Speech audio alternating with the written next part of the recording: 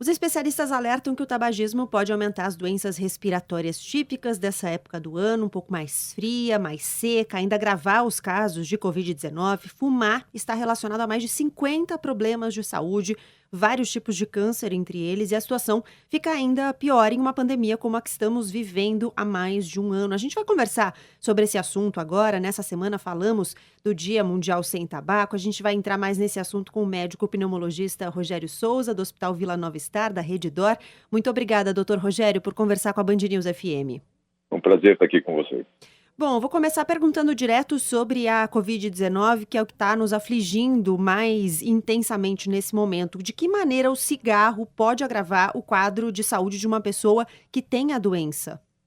São vários pontos. Na verdade, o cigarro já começa te aumentando a chance de pegar a doença. Por quê? O cigarro, de uma forma geral, diminui os mecanismos de defesa que nós temos nas vias aéreas contra infecções. Então, de uma forma geral, o tabagista tem maior chance de pegar qualquer virose respiratória, entre elas a Covid-19. Então, o primeiro problema já começa aí. Quer dizer, o ato de fumar te deixa mais predisposto a pegar infecções respiratórias.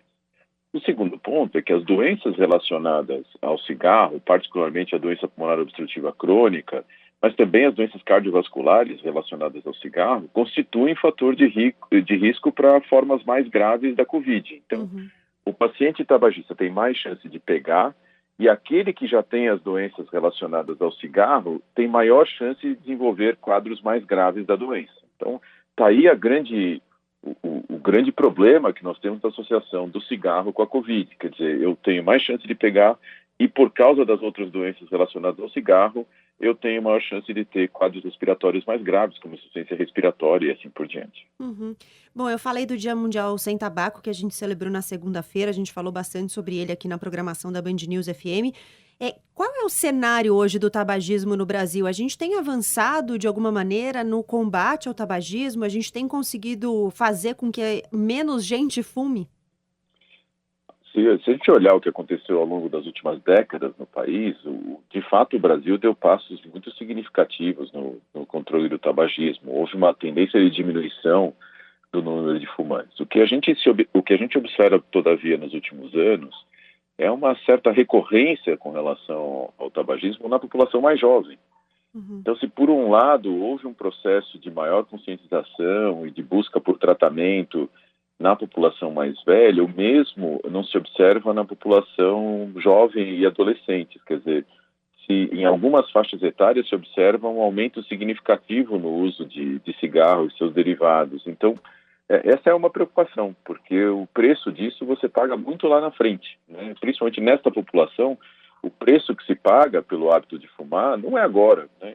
Não é perceptível num primeiro momento, exceção feita a esta maior predisposição de pegar doenças respiratórias, que isso já acontece desde o primeiro momento em que você começa a fumar. Mas para as manifestações crônicas é muito lá para frente. Então, o processo de conscientização nesta faixa etária é ainda mais complicado, por características até da própria faixa etária. Então, sem dúvida, nós avançamos muito do que foi feito em medidas de controle de tabaco, do uso do tabaco, foi bastante significativo, mas a faixa que é uma faixa que nós temos ainda bastante preocupação é a faixa de adultos jovens e adolescentes, aonde existe uma tendência de um controle não tão bom a respeito do uso do tabaco, e, portanto, a gente precisa intensificar, e aí eu já agradeço esse espaço que vocês estão fornecendo, porque, de fato, quanto mais a gente conseguir informar essa população, e essa faixa etária especificamente, maior a chance que a gente tem de conscientizar e fazer com que se busque o cuidado adequado para parar de fumar. Bom, então antes de perguntar sobre os benefícios, né, de quem eventualmente está ouvindo a entrevista e decide parar de fumar agora, quero te perguntar sobre um ponto que o senhor mencionou, que era uma dúvida que eu traria já para cá, que são as consequências de curto, médio e longo prazo, né? O senhor falou na primeira resposta, a gente tem um comprometimento de algumas defesas, alguns mecanismos de defesa, então isso a gente pode pensar de repente como um efeito de curto prazo, mas a gente também tem efeitos de médio e longo prazo com o tabagismo, né? Sem dúvidas. Então, o primeiro ponto é esse: você imediatamente, pouco tempo após começar a fumar, você já inibe parte do teu sistema de defesa, com parte dos mecanismos que a gente tem no pulmão para se defender contra infecções, o que já te deixa mais predisposto a infecções respiratórias. À medida que a pessoa continua fumando, ela começa a gerar alterações em toda a mucosa que reveste o sistema respiratório, desde o nariz até o finalzinho do pulmão. Então eu começo a já induzir alterações nessa mucosa que essas alterações fazem com que o pulmão e o sistema respiratório já passe a se comportar de forma distinta. Eu começo a aumentar, por exemplo, a produção de secreção, o que pode aumentar tanto o componente de via aérea alta, como rinossinusites crônicas, eu aumento a incidência disso, como eu começo a desenvolver doenças de via aérea. Então, desde a laringe até o brônquio, eu começo então a ter uma maior quantidade de secreção sendo produzida, e isto ao longo do tempo vai, além de te predispor à infecção, te dá quadro respiratório mesmo e sintomatologia relacionada a esta maior produção de secreção. À medida que vai passando o tempo, eu começo a ter alterações estruturais nesta mucosa. Então ela passa a mudar o formato dela, a anatomia dela. E aí eu já estou entrando numa fase em que eu tenho as doenças pulmonares crônicas, como a doença pulmonar obstrutiva crônica, onde a maioria absoluta dos casos é relacionada ao tabaco. Daí a grande importância, quer dizer, o tabaco preveniria o desenvolvimento de doença pulmonar obstrutiva crônica. Dentre as doenças pulmonares obstrutivas crônicas, o exemplo mais marcante é o enfisema. O enfisema nada mais é do que uma destruição de parte do tecido pulmonar. E que hoje a gente não tem nenhum mecanismo de regeneração, quer dizer, aquilo que eu perco de tecido pulmonar, eu não tenho mais como repor. Uhum. Então isso vai acontecendo ao longo de anos, quer dizer, eu começo inibindo o sistema de defesa, passo a aumentar a quantidade de secreção e, por fim, começo a ter alterações estruturais no pulmão, com até destruição de parte do tecido pulmonar. E isto, funcionalmente, vai fazendo com que o paciente vá perdendo sua capacidade respiratória, portanto, ele passa a ter falta de ar cada vez a esforços menores. Então, é uma doença progressiva. Eu começo com falta de ar aos grandes esforços e vou, ao longo do tempo, à medida que o tempo passa, tendo falta de ar a esforços cada vez menores. Isso do ponto de vista estrutural. E, por fim, tem algo que acontece em paralelo também por essas mudanças estruturais, que é o risco de neoplasias. Quer dizer, o câncer, tanto o câncer de laringe quanto o câncer pulmonar, né, os carcinomas pulmonares, são também diretamente relacionados ao uso de tabaco, e é sem dúvida alguma a principal complicação crônica, junto com a doença pulmonar obstrutiva crônica, do uso de tabaco. Uhum. Bom, e aí que benefícios uma pessoa pode ter se decidir parar de fumar, considerando mais uma vez que a gente está no meio de uma pandemia, de uma doença com consequências respiratórias importantes, e muita gente acho que pode nos ouvir e fuma há muitos anos e pensar, mas agora já comprometi tudo, já não tem mais jeito. Como é que a gente pode estimular a pessoa que nos ouve a deixar o tabaco? Claro que isso não é um processo fácil, a gente reconhece, né? Mas ter o desejo, pelo menos, que já é um primeiro passo importante. Primeiro é super importante a tua colocação, da pessoa entender o que ela ganha de parar de fumar. Quer dizer, eu já fumei por 40 anos, será que eu ganho alguma coisa em parar? Não há dúvida que sim. Eu comento em seguida do processo, mas não tem dúvida que eu parar de fumar, eu tenho ganhos de curtíssimo prazo, de médio prazo e de longo prazo. Em curtíssimo prazo, à medida que você para de fumar, depois de poucas semanas em que você parou de fumar, a forma com que teu sistema de defesa funciona melhora muito. Então você muda, com isso a tua remoção de secreção muda, teu paladar muda, teu olfato muda, isso com pouquíssimo tempo depois que você parou de fumar, você já ganha isso, você ganha uma capacidade de reconhecimento de odores, de gostos, tal, que você não tinha antes e não tinha nem percebido. À medida que vai passando o tempo, a quantidade de secreção que você produz por causa do cigarro também diminui, então aquela produção de secreção que eu disse que era uma complicação de médio prazo do cigarro, também diminui. Então você tem este ganho. Agora, o ganho mais premente de você parar de fumar, é que, veja, enquanto eu estou fumando, eu estou num ritmo acelerado de perda de pulmão. Um jeito exagerado, mas que permite a pessoa entender o que o cigarro faz. Ele faz com que o teu pulmão envelheça na sua frente. O pulmão envelhece mais rápido. A velocidade de envelhecimento do pulmão é muito maior do que a da própria pessoa. Uhum. Então isso, enquanto você está fumando, você está acelerando a velocidade de envelhecimento do teu pulmão. Talvez o ganho mais significativo que a gente tem de parar de fumar é que a velocidade de envelhecimento do pulmão volta ao normal. Então, olha que interessante. Meu pulmão passa a envelhecer comigo, não mais na minha frente.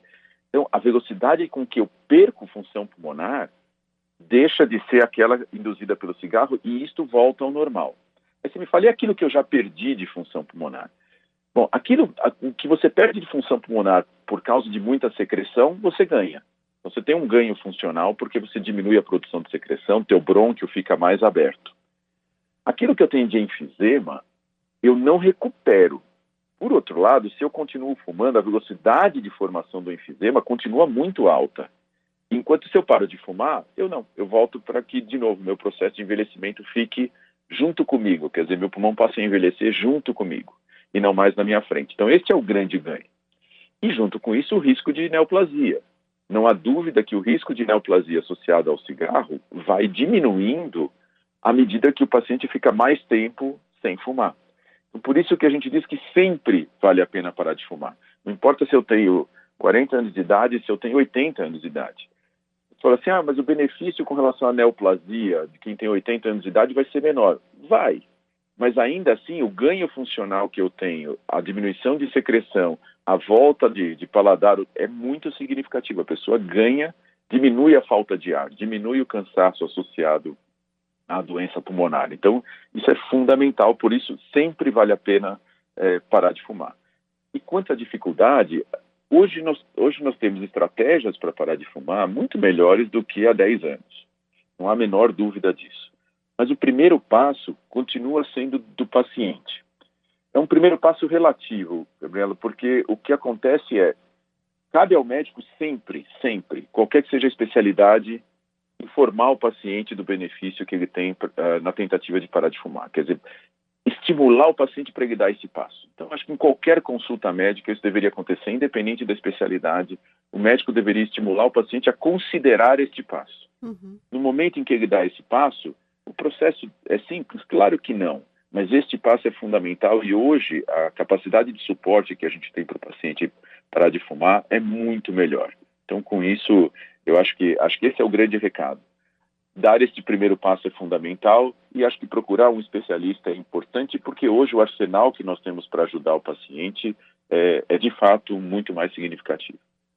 Muito bem. Bom, eu queria terminar, doutor Rogério, com uma pergunta sobre prevenção de doenças respiratórias. Queria aproveitar aqui a experiência e o repertório do senhor, porque a gente está chegando num momento em que, independentemente da Covid-19, a gente sempre teve, né, um crescimento das doenças respiratórias. É um período mais frio, mais seco. Bom, o que o senhor poderia nos recomendar como prevenção, até para que a gente possa evitar mais idas, né, ao sistema de saúde, que já está sobrecarregado, e a gente evite também confusões, porque a gente sabe que muitas doenças têm sintomas respiratórios parecidos com a Covid-19, e a gente possa, de alguma maneira, evitar que a gente tenha o aparecimento delas para que não se confundam com a Covid. E aproveito para perguntar, o senhor recomendaria tomar a vacina da gripe como uma maneira também de ajudar a evitar problemas? Sem dúvida, eu ia começar justamente pela vacinação. Acho que o primeiro ponto é as pessoas, nós estamos no processo de vacinação contra a gripe, é muito importante a vacinação contra a gripe. Para os pacientes portadores de doenças pulmonares crônicas, também é importante a vacina para pneumonia. A vacina para pneumonia não é indicada para todo mundo, mas só para quem tem alterações já estruturais no pulmão. Então, para as pessoas, de uma forma geral, ela não tem um benefício direto, mas exceto para a população mais idosa. Agora, à medida que eu saio dessa faixa de população mais idosa ou de doenças estruturais, onde a vacina contra o pneumococo também está indicada, a vacina para a influenza, a vacina contra a gripe, ela é indicada para todo mundo. E por que isso é importante? Porque, como você mesmo mencionou, o quadro respiratório é muito similar, é uma virose respiratória. Quer dizer, a gripe é uma virose respiratória, a Covid é uma virose respiratória. À medida que eu tenho uma proporção maior da população vacinada contra a gripe, eu diminuo os casos de gripe na população, portanto, eu diminuo a procura a pronto-socorro por uma síndrome gripal aguda. Esse é o primeiro dado, a vacinação é super importante, então as pessoas têm que vacinar, têm que investir seu tempo em procurar a vacina e tomar a vacina, porque isso, sem dúvida alguma, diminui também a sobrecarga que a gente tem no sistema de saúde. Segundo ponto, o distanciamento e uso de máscaras Ele, na verdade, a gente usa isso como sendo para COVID, mas é uma medida para prevenção de uma virose respiratória. Ao fazer isso, pensando na COVID, a gente também previne outras viroses respiratórias, Sim. por todos os outros vírus, pelo influenza, pelo rinovírus, adenovírus e assim por diante. Então, com isso, eu, de novo, diminuo também a síndrome gripal aguda, mesmo que não relacionada à COVID. Então, está super importante a gente fazer isso. E uma terceira coisa mais geral, que é um pouco mais de cuidado ambiental e pessoal. Se manter hidratado é bastante importante numa época em que o tempo fica mais seco, a via aérea tende a ressecar. Então, você manter a hidratação, às vezes você não está sentindo sede, mas tenta se policiar para colocar essa rotina de se manter hidratado no teu dia a dia, manter o ambiente arejado, apesar do frio, a gente ter períodos em que a gente consiga ventilar os ambientes é bastante importante também para a gente ter uma reciclagem desse ar, e a gente fica muito em ambiente fechado, em alguns casos, apesar do uso agora mais disseminado de home office, para aquelas pessoas que estão trabalhando, ambiente fechado com ar-condicionado, então buscar ambientes aerados, isso como educação respiratória geral, vale e passa a ter mais importância ainda num período como agora, próximo do inverno, em que a gente aumenta as doenças do inverno. Então, os cuidados gerais para a Covid vale para as outras doenças respiratórias, e esses cuidados gerais com o indivíduo e com o ambiente são sempre benéficos, particularmente numa época do ano em que o ar fica mais seco, se torna ainda mais importante a gente tomar cuidado com isso. Eu uso uma estratégia, o senhor falou da hidratação, né? Eu tenho rinite alérgica e eu uso a hidratação direto no nariz, por exemplo. Então, com soro fisiológico, faço limpezas nos dias mais secos. Não sei se isso tem um embasamento científico ou se só me dá conforto, mas pode ajudar de alguma maneira? A primeira parte do embasamento científico é que isso de verdade é uma medida de conforto para o paciente, é uma medida sintomática. Então, o que você está fazendo está perfeito. Você manter a mucosa hidratada é uma das formas de você se precaver de complicações para esse tempo mais seco. Mas independente do cuidado local da mucosa, vale a pena a hidratação mesmo. Tomar água. Uhum. Tomar água é algo que te ajuda nesse sentido. Mas o cuidado local que você está fazendo com o uso de soro fisiológico do nariz, por exemplo, como medida local para o controle, para quem, principalmente quem tem rinocinusite crônica, está mais do que indicado e você não tem contraindicação a isso. Quer dizer, você manter a hidratação local, não tem nenhum perigo para o paciente, pelo contrário, você tem o potencial benefício de ajudar na manutenção da higiene da via aérea alta. Muito bem, a gente conversou aqui na Band News FM com o médico pneumologista Rogério Souza, do Hospital Vila Nova Estado, da Rede D'Or. Doutor Rogério, muito obrigada pela gentileza de conversar aqui com a gente, conversar com os ouvintes da Band News FM e até uma próxima. Eu que agradeço a oportunidade, sempre importante esse espaço que vocês dão para a gente, foi um prazer. Bom, até uma próxima. Até.